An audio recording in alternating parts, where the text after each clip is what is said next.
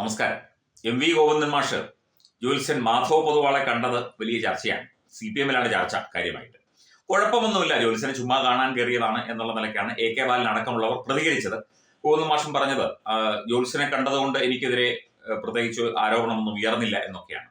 ജ്യോത്സ്യൻ സുഹൃത്താണ്, അദ്ദേഹത്തിന് വയ്യാതിരിക്കുകയായിരുന്നു, അദ്ദേഹത്തെ കാണാൻ പോയതാണ്, ചായ കുടിച്ചു എന്നാണ് കഴിഞ്ഞ ദിവസം ജ്യോത്സ്യന് പറഞ്ഞത്. എന്തായാലും ഒരു CPM നേതാവ് ജ്യോത്സ്യനെ കാണുന്നതിൽ തെറ്റൊന്നുമില്ല എന്നാണ് നമ്മുടെയും ഒരു പൊതു അഭിപ്രായം. ഇത് സാമൂഹ്യ നിരീക്ഷകൻ അഡ്വക്കേറ്റ് കമൽജിത്ത് കമലാസനന്റെ പോസ്റ്റാണ്. സഖാവ് EMS നമ്പൂതിരിയുടെ ഭാര്യ തിരുപ്പതി ക്ഷേത്രത്തിൽ പോയി, കൂടെ നമ്പൂതിരിയും. വിവാദമായപ്പോൾ ഭാര്യയ്ക്ക് കൂട്ടുപോയതാണ് എന്ന് പറഞ്ഞ് EMS തലയിടി. ചരിത്രമാണ്. കോടിയേരിയുടെ ഭാര്യ വിനോദിനി ബാലകൃഷ്ണൻ കാടാമ്പുഴയിൽ പൂമൂടൽ നടത്തി. പുള്ളിയുടെ പേരിൽ വാർത്തയായപ്പോൾ എങ്ങനെയൊക്കെയോ കോടിയേരിയും ഉരുണ്ടുപിരണ്ട് മുങ്ങി. നടത്തിയതാണ്, സത്യമാണ്. മൃദംഗ ശൈലീശ്വരി ക്ഷേത്രത്തിൽ EP ജയരാജൻ പോയത് ചുവർ ചിത്രങ്ങൾ കണ്ട് ആസ്വദിക്കാൻ എന്നായിരുന്നു പറഞ്ഞത്. അതും സഖാക്കൾ വിശ്വസിച്ചു. കരിക്കകത്തമ്മയുടെ മുന്നിൽ പ്രാർത്ഥന അല്ല എന്ന് കാണിക്കുവാൻ കടകംപള്ളി സുരേന്ദ്രൻ നടത്തിയ കൈമുദ്രകൾ കണ്ട് കഥകളി ആശാന്മാർ പോലും അന്തം വിട്ടുപോയി എന്നാണ് കേട്ടിട്ടുള്ളത്. നമ്മൾ ആ വാർത്തയും കേട്ടതാണ്.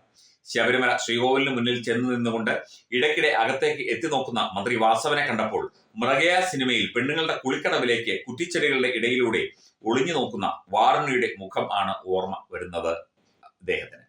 വീണ്ടും വീണ്ടും അയ്യപ്പനെ കാണണം എന്നുള്ള അദമ്യമായ മോഹമായിരുന്നു ആ കണ്ണുകളിൽ. എന്നാലോ അത് മറ്റാരും അറിയാനും പാടില്ല. M.V. ഗോവിന്ദൻ ജ്യോത്സ്യനെ കാണാൻ ചെന്നത് കേരളയിൽ വന്നാലുള്ള ഗുണങ്ങളെക്കുറിച്ച് പറഞ്ഞു കൊടുക്കാൻ അല്ല എന്ന് വിശ്വസിക്കുന്നവന്മാരുടെ തലയിൽ ഇടിത്തി വീഴട്ടെ എന്നും കമൽജിത്ത് ഇടുന്നു. അവിടെയാണ് കേരളത്തിന്റെ കപ്പിത്താൻ ഫയർ ആകുന്നത്.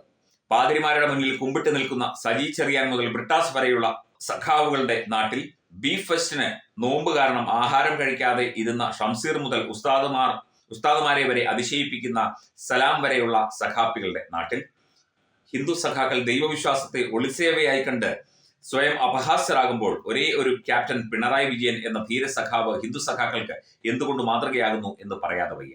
ഗുരുവായൂർ അമ്പലനറയിൽ ചെന്ന അദ്ദേഹം കൂടെയുണ്ടായിരുന്ന ദേവസ്വം ബോർഡിലെ ഏതോ അമ്പലം വിഴുങ്ങിയോട് ചോദിച്ചത് ഇപ്രകാരമായിരുന്നു: ആ വിളക്ക് തെളിയുന്നിടത്താണോ കൃഷ്ണൻ ഉള്ളത്? നമ്മളെല്ലാവരും അറിഞ്ഞ വാർത്തയാണ്. നോക്കൂ, ഒരു ഭക്തൻ ആദ്യമായി ഒരു വലിയ കൃഷ്ണക്ഷേത്രത്തിൽ ചെന്നു എന്ന് കരുതുക. അയാൾ അന്വേഷിക്കുന്നത് ശ്രീകോവിൽ എവിടെയാണെന്നോ വിഗ്രഹം എവിടെയാണെന്നോ ഒക്കെയാകും. ഒരിക്കലും കൃഷ്ണൻ എവിടെയാണ് എന്നാകില്ല. അവിടെ പൂജ നടത്തുന്നവർ പോലും വിഗ്രഹത്തെയാകും പൂജിക്കുന്നത്. എന്നാൽ സഖാവ് അന്വേഷിച്ചത് കൃഷ്ണനെ തന്നെയായിരുന്നു. അതാണ് കോൺക്രീറ്റ് പോലുള്ള വിശ്വാസം. ഏറ്റവും വലിയ കൃഷ്ണഭക്തർ നിങ്ങൾ കരുതുന്നത് പോലെ അർജുനനോ മീരയോ പൂന്താനമോ ഒന്നും ആയിരുന്നില്ല. അവർ യഥാക്രമം കംസനും ദുര്യോധനും ശകുനിയും ആയിരുന്നു. ഇൻഷാ അള്ളാ എന്ന് പറഞ്ഞുകൊണ്ട് ഒരു കമ്മ്യൂണിസ്റ്റുകാരൻ കൃഷ്ണനെ തൊഴുതു നിൽക്കുന്ന ഒരു പടം കൂടി കൊടുക്കുന്നു. ശരിക്കും വിശ്വാസി എന്ന് പറയുന്നത് പിണറായി വിജയൻ തന്നെയാണ്. ഒരു ക്ഷേത്രത്തിൽ ചെന്ന് അവിടെയാണോ കൃഷ്ണൻ ഇരിക്കുന്നത് എന്ന് ചോദിച്ചെങ്കിൽ ആ കൃഷ്ണനിൽ ഉള്ള ആ ഒരു വല്ലാത്ത ഭക്തിയും ആ ഒരു ആവേശവും കൃഷ്ണൻ എന്ന് പറയുന്ന ആ ആരാധന ബിംബത്തോടുള്ള ഒരു പ്രത്യേക സ്നേഹവും ഒക്കെ തന്നെ സഖാവ് പിണറായി വിജയന്റെ മനസ്സിൽ ഉണ്ടായിരുന്നിരിക്കണം എന്നുകൂടി വിലയിരുത്തുകയാണ് ഈ ഒരു പോസ്റ്റിലൂടെ അഡ്വക്കേറ്റ് കമൽജിത്ത്. അത് ചിലപ്പോൾ അദ്ദേഹത്തിന്റെ വിലയിരുത്തലാണ്. എന്തായാലും അത് അദ്ദേഹത്തിൻ്റെതായ ഒരു അഭിപ്രായമാണ്. പിണറായി വിജയൻ കൃഷ്ണഭക്തനാണോ എന്നൊന്നും നമുക്കറിയില്ല.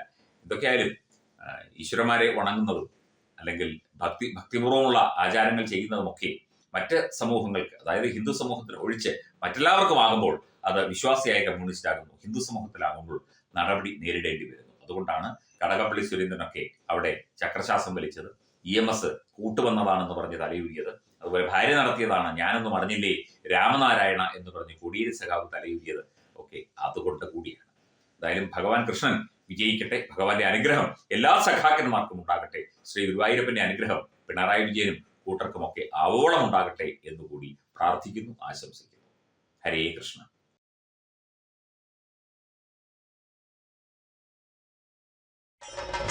ഭാരതത്തിലെ അതിപ്രശസ്തമായ ക്ഷേത്രങ്ങളിലേക്ക് മലയാളം ന്യൂസ് നെറ്റ്വർക്ക് സംഘടിപ്പിക്കുന്ന ആധ്യാത്മിക യാത്രകൾ. പ്രമുഖ ട്രാവൽ ഏജൻസിയായ യാത്രാനന്ദയുമായി ചേർന്ന് മലയാളം ന്യൂസ് നെറ്റ്വർക്ക് ഒരുക്കുന്ന യാത്രയിൽ ചുരുങ്ങിയ നിരക്കിൽ നിങ്ങൾക്കും പങ്കാളികളാകാം.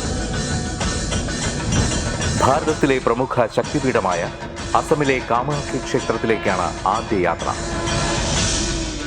കാമരൂപമെന്ന് കാളിദാസനും പ്രാഗ്ജ്യോതിഷപുരമെന്ന വ്യാസനും വിളിച്ച അതിമനോഹരമായ സംസ്ഥാനമാണ് അസം. സമമായി മറ്റൊന്നില്ല എന്നാണ് അസമിന്റെ അർത്ഥം. ബ്രഹ്മപുത്ര നദിയും ഹിമാലയവും ദൃശ്യചാരുത കൊണ്ട് അനുഗ്രഹിച്ച അസമിലെ കാമാഖ്യ ഇന്ത്യയിലെ തന്നെ ഏറ്റവും പ്രധാനപ്പെട്ട കാളി ക്ഷേത്രങ്ങളിലൊന്നാണ്.